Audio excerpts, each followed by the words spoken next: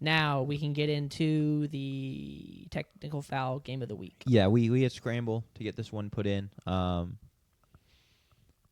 it is USF, the Bulls, go to North Texas, the Mean Green, for a big game in the AAC.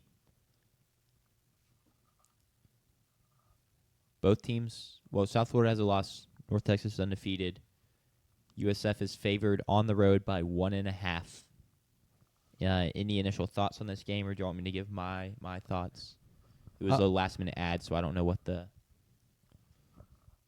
what if y'all got to do notes Oh, or yeah. anything. I also did, so go ahead, JP. So the total is 68.5, meaning they expect this to be a barn burner. It's the highest total of the games we'll predict this weekend, and if I'm not mistaken, it's the highest total tied for the highest total out of all of the top 25 games. The other highest total this weekend is Arkansas and Tennessee at 68.5.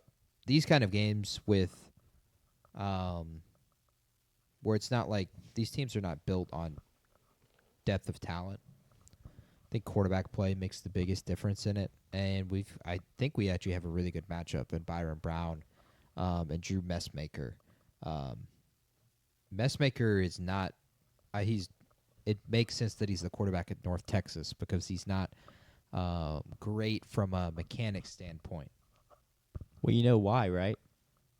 No. So the story with him is he got to North Texas early enrollee last cycle. Their QB, I believe, was hurt, so he ended up being the starter for the bowl game. But he had not played. He started for his high school at quarterback since his freshman year of high school. He had been playing safety and punter for them until college. So there's probably Did he pretty come good out as a quarterback recruit? that I could not answer. Okay. I would hope so. I wonder. I'm gonna pull up on Rivals and see. But regardless, it makes a little sense that he doesn't have the best mechanics. Yeah, okay. Well, that shows. Although, with that, he has been terrific. 90 PFF grade, 11 touchdowns, no picks. North Texas hasn't really played anybody. And their most competitive game was 2 weeks ago against Army.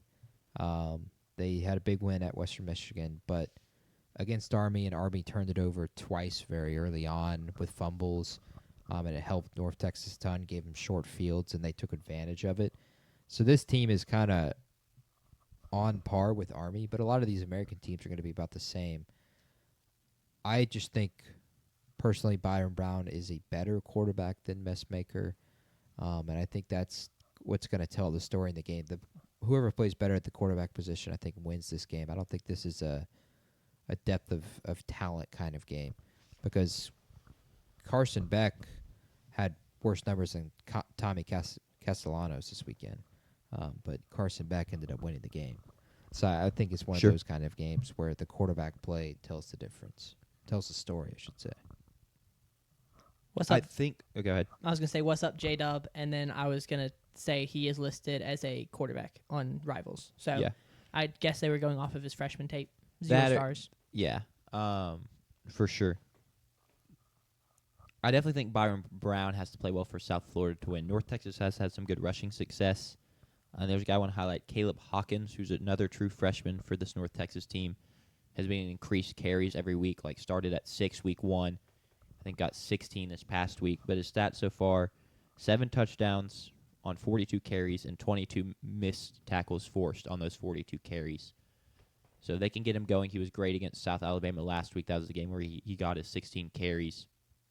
He has 6 touchdowns in his past 2 weeks. He's someone that I think could be the next great group of 5 running back in terms of, like, the Ahmad Hardys, the Mekhi Hughes, even though that transfer didn't work out. But he's someone that could really make a name for himself with this North Texas team. So I just wanted to highlight him. If he can alleviate some for Messmaker, because I think that's why Drew Messmaker has been good and hasn't thrown any picks, is because he's not really had to do a ton. Chinese fire drill, Whitehead. That's what I would say. Quickly move to the next stall. That is brutal. But that's a fair take with Caleb. I think he had 2 or 3 rushing touchdowns against Army. I agree. Byron Brown does have to play really well. He is the engine of the USF offense for the most part. For them to have a chance in this game, with it being a shootout too, he's going to have to play really well since he is the engine of the offense so much. North Texas can get big plays from Caleb Hawkins. Byron Brown is he still the leading rusher for this team? He is. Yeah, so he's still the leading rusher, obviously the leading passer. He has double the amount of carries of the next closest running back so far this year. So he is the engine, again, of this offense. And, yeah, he's going to have to play really well for South Florida. I think there's also an avenue here, which may not happen in this game, but the health of Byron Brown down the stretch this season is going to be huge for South Florida because he's just taken so many hits. He's running the ball so much. Yeah, it's very similar to Haynes King, Georgia Tech. 100%. Very similar playing style. They use them about the same. So, yes, it will be key for South Florida going forward. They're not even halfway through yet, and he has 64 carries already. So, through 5 games, it's a lot of hits, a lot of falling down. They've got to protect him. He's got to protect himself a little bit more, but they need him to win this game. So, I think protection is going to be something he really considers. For sure. On Friday night. The position group I wanted to highlight is actually defensively on both sides because it's linebackers for both teams. When I was doing my research, go to PFF and look at, offense and defense. If you sort defense by grade, it's just linebacker for North Texas. And then also the same goes for South Florida. A couple guys, Ethan Wazlowski, Trey Fields, and Shane Witter. All of them have over 20 tackles. Witter leads the team with 33 tackles. He's got an interception. He's got a forced fumble. Wazlowski has a 90.3 PFF grade right now. He's got 2 sacks, 21 tackles, a forced fumble, 5 targets, and 0 receptions allowed. So he's not allowing any receptions. He's got an interception. He's got a pass breakup. So he's sacking the quarterback. He's getting tackles. He's playing coverage. Like I said, 0 receptions allowed. And then Trey Fields with an 80.3 PFF grade. That's the lowest PFF grade out of the 3 of them. He's got a sack, 28 tackles, an interception, and a pass breakup.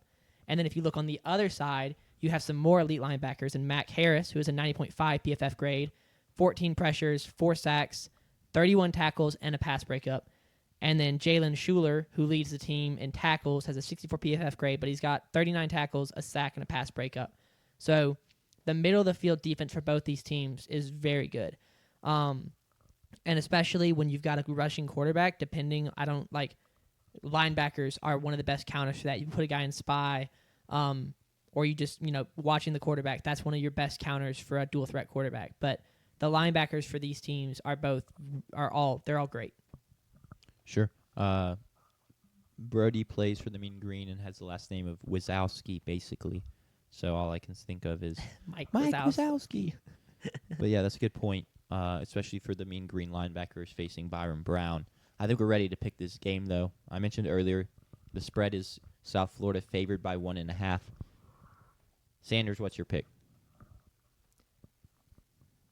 Okay, JP, in a spread where the over-under you said is one of the it's the second or tied for the largest in top 25?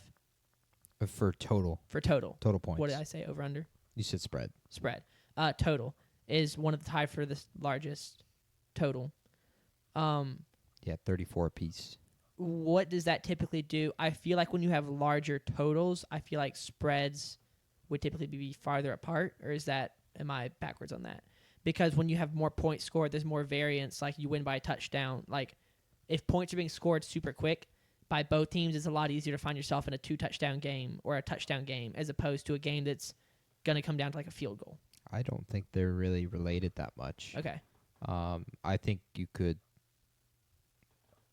think there's reasoning to use it for picking a side in a bet, but I don't think Vegas, take that into account whatsoever. I think they're 2 completely different calculations because at the end of the day, that's what spreads are, just calculations. Yeah. So that I'm going to pick North Texas then. Sure. I'm going to give them the home team, and yeah. You get a 1.5 as well. Yep. Yeah, I'm going to take North Texas as well. I'm a Texan. I got to stand by my boys. I think they have a legit shot at winning this game as well. I'm going to be watching Caleb Hawkins closely as he's someone I discovered this past week. I'm very interested to see what he can do, but give me North Texas to cover. So this will be Friday night, North Texas from Datku Stadium, another Texas stadium with 5 letters making an acronym or something. Sure. Get to Datku Stadium Yeah. with Houston in the cage. But Datku Stadium, I don't know if they have a sick name for it. I don't think it's going to hold the same amount of home field advantages the cage does, although that it wasn't proven this About weekend. to say, I don't know that they had much of a home field advantage. The president canceled Friday afternoon classes in an North effort Texas? to get people to the game. I'm down with that. That's sick. But Byron Brown's better. I'm taking USF to win this game. Only a 1.5. So that's fine for me taking them and the 1.5 as well.